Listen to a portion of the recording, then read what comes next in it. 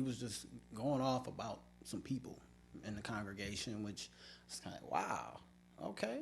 Well, yeah, I'm sure they made a mistake, but that person has a soul too. They have a right to make a mistake and try to make up for the mistake that they made. Mm-hmm. If they look at it as a mistake, it could be a growing pain or something that helped them out, that helped them develop into a better person. So that's where the thought of the book came in. So it seems to me that the inspiration for this book came from a non-judgmental thought pattern. There you go. There you go. So we can be enlightened by reading this book. Tell me a little bit about the book. Well, that's kind of broad. You need to specify. Specify? What you mean. Yes, sir.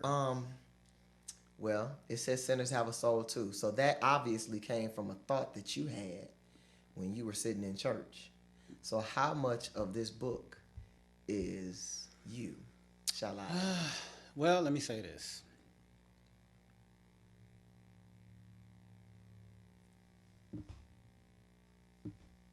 About 90%. Because, you have to change names and whatnot. So that's the only thing in there that's not me. The name changes. But, see? But, right. But that's about it. Okay. Share some of the experience. And I don't want you to dive into all that the book, because the book is how many pages? It's about 590 pages. It's about 500 and how many? 90 pages.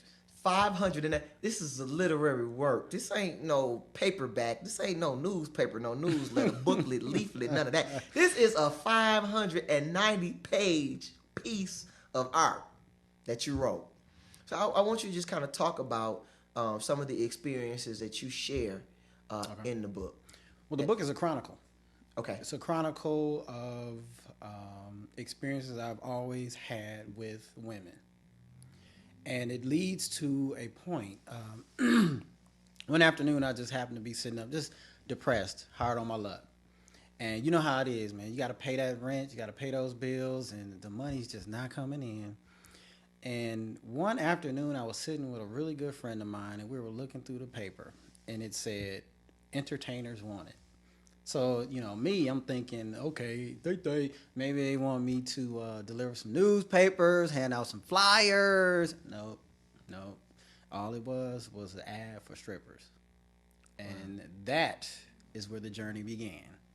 And for a person like myself who had very low self-esteem, probably weighed about $146, and who wasn't sure of himself at all, this was a means for me to feel good about myself, because when I stepped into that club, I became a different person. I became somebody. It felt like I was somebody, and it built me into a better person. At least I believe so. And after that, it launched me into a whole nother category of work that I would have never thought I would experience in my whole life. And in this society, people look upon it as it's immoral. And I'm sure you're familiar with escorting. Yes. Mm-hmm. So with the stripping came the escorting, and the escorting was minimal at first. It was very minimal. A little money here, a little money there. But you meet the right people, and they set you up, and then you become, a high cost escort. So it was a great experience. I wouldn't trade it for the world, and that's what the book is about. It chronicles my experiences from the beginning, when I was just a teen, to the end, to now. So, and it does chronicle some of the situations that I've had with some of my clients, old clients that I had. So it goes into great detail, and on the website, of course, there is a sample, so you can go on and look at it. Okay, and what is that website? And that is www.rajaesmart.com. So it's got a lot of great feedback, and it's very detailed, as I said. Well, actually, you've read it, so you know exactly what I mean. Mm-hmm. I know exactly what you meant. Exactly. Yeah, so it was a great experience. I wouldn't trade it for the world. I went from low-end clients to high-end clients, and it was a great experience, because I could become whoever I wanted to. Whoever they wanted me to become, that's what I would become. And during my personal life, that's when I still couldn't get things together. But that other life, which was actually me, it was wonderful. It was wonderful. So I kind of live between two personalities. And those who know me know the other one is Bruce Wayne, and then there's the dark night. So, there is the dark night. Exactly. There is the So dark it night. was a lot. It was a lot. Right, It was a lot. So now, I'm an educator, which is very ironic. So it just blows things out of water.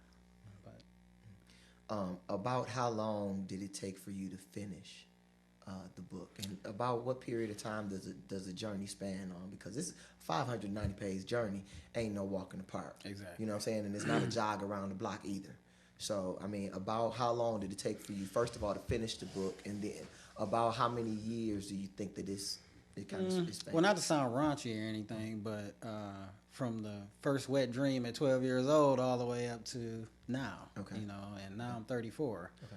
So it spans that whole period of time. It only took me 2 years to put the book together, actually, you know, just looking through the notes and whatnot. But, yeah, it chronicles my whole life as a young teen. You know, because people look at you now and say, well, oh, you're such a nice young man. But they don't look at what you were, you know. And sometimes when people find out what you were, they look at you differently. And in my mind, it doesn't really matter. Because if you look at me now and you say, okay, I'm that nice young man, then you acknowledge that what I went through wasn't in vain. So, Well, we are the sum of our experiences. Last time I checked. So that means there's some good stuff, some bad stuff, and different stuff that takes place. that's true. In theory, that's great. Yeah.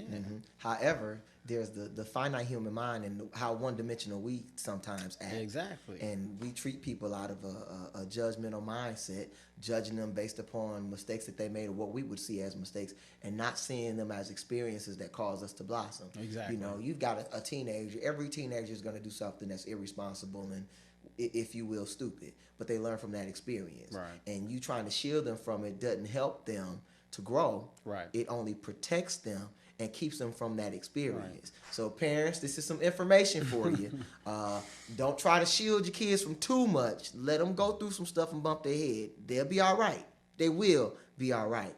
Mr. Smart, this journey, I'm excited about it for you. Give us the website again.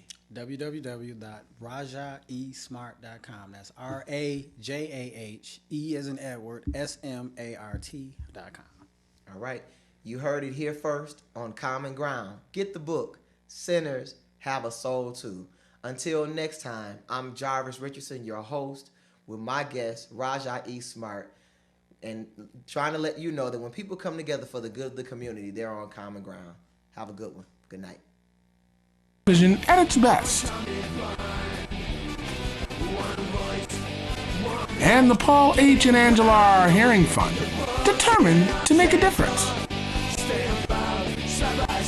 Also by the Juneteenth Committee, asking African Americans to join the village, and the Kwanzaa Committee, asking residents to bring the holiday home. The views expressed on this program are not necessarily the views of our volunteer staff and or supporters.